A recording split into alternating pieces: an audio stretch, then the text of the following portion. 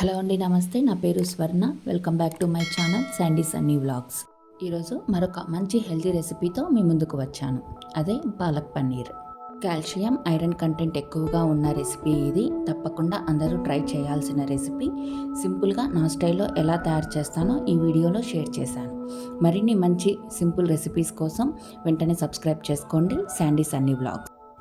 ముందుగా ఈ రెసిపీ కోసం మనం పాలకూరని ఉడికించుకోవాలి. దానికోసం స్టవ్ పైన నీళ్లు పెట్టి నీళ్లు బాగా మరుగుతున్నప్పుడు పాలకూరని అందులో వేసి ఉడికించుకోవాలి.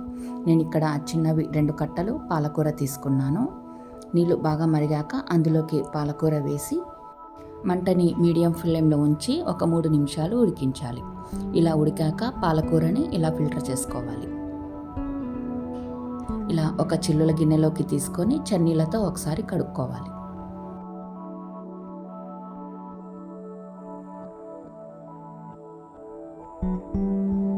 ఇప్పుడు స్టవ్ పైన కడాయి ఉంచుకొని 2 టేబుల్ స్పూన్ల దాకా ఆయిల్ వేడి చేసుకోవాలి.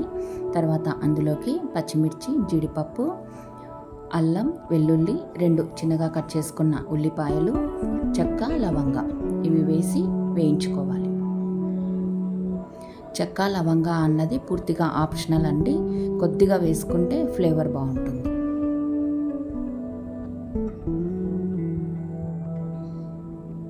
మూత పెట్టి మంటని మీడియం ఫ్లేమ్లో ఉంచి ఒక 5 నిమిషాలు మగ్గనివ్వాలి. ఉల్లిపాయలు జస్ట్ సాఫ్ట్ అవ్వాలి. పచ్చిమిర్చి కొద్దిగా వేగాలి.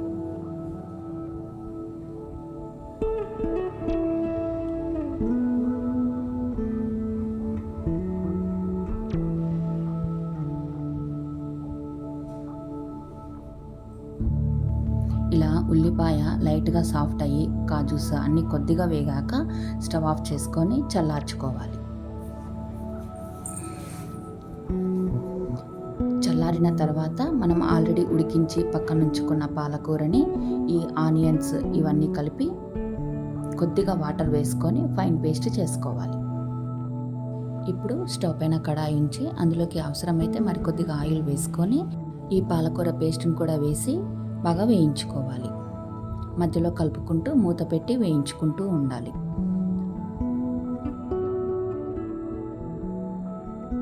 ఇప్పుడు ఇందులోకి 2 టీ స్పూన్ల కారం, 1 టీ స్పూన్ ధనియా పౌడరు, 1/2 టీ స్పూన్ జీరా powder, 1/2 teaspoon garam masala వేసి బాగా కలుపుకోవాలి.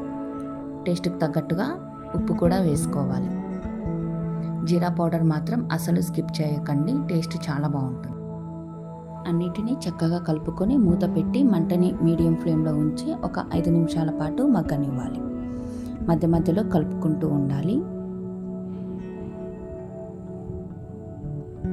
ఇప్పుడు ఇలా గ్రేవీ అంతా దగ్గర పడ్డాక ఇందులోకి మన గ్రేవీ కన్సిస్టెన్సీ మనకు నచ్చినట్టుగా వాటర్ యాడ్ చేసుకోవాలి. కొంతమంది గ్రేవీని బాగా తిక్కుగా ఉంటే బాగా ఇష్టపడతారు. నాకు ఇలా సెమీ కన్సిస్టెన్సీలో ఉంటే చాలా బాగా నచ్చుతుంది, కాబట్టి నేను ఇలా వేసుకుంటున్నాను. ఇప్పుడు ఇందులోకి కట్ చేసుకున్న పనీర్ క్యూబ్స్ని యాడ్ చేసుకోవాలి. ఇది మీకు ఇష్టమైతే ఫ్రై చేసుకోవచ్చు, లేదంటే ఇలా కూడా వేసుకోవచ్చు. ఫ్రై చేసుకుంటే పనీర్ క్యూబ్స్ అన్నీ కొద్దిగా హార్డ్గా ఉంటాయి. మనం డైరెక్ట్గా వేసుకుంటే పనీర్ క్యూబ్స్ సాఫ్ట్గా ఉంటాయి. పనీర్ క్యూబ్స్ని యాడ్ చేసుకున్నాక ఒకసారి కలుపుకొని మూత పెట్టి మరొక 3 నిమిషాలు మీడియం ఫ్లేమ్లో ఉంచి ఉడికించుకోవాలి. ఇలా గ్రేవీ బాగా ఉడికాక స్టవ్ ఆఫ్ చేసుకోవాలి. పన్నీర్ని ఇంట్లోనే ఎలా తయారు చేసుకోవాలో ఆల్రెడీ మన ఛానల్లో పోస్ట్ చేశాను. లింక్ని డిస్క్రిప్షన్లో ఇస్తాను, చెక్అవుట్ చేయండి. ఈ కర్రీ మనకి చపాతీ, రోటీ, పుల్కా ఇలా వీటిల్లోకి అయితే చాలా టేస్టీగా ఉంటుంది. రైస్లోకి అంత బాగుండదు. ఇంకెందుకు ఆలస్యం, మీరు కూడా ట్రై చేసి ఎలా వచ్చిందో కామెంట్ సెక్షన్లో నాతో షేర్ చేయండి. వీడియో కనుక నచ్చినట్లయితే లైక్ చేయండి, షేర్ చేయండి, సబ్స్క్రైబ్ చేయండి. Sandy Sunny vlogs.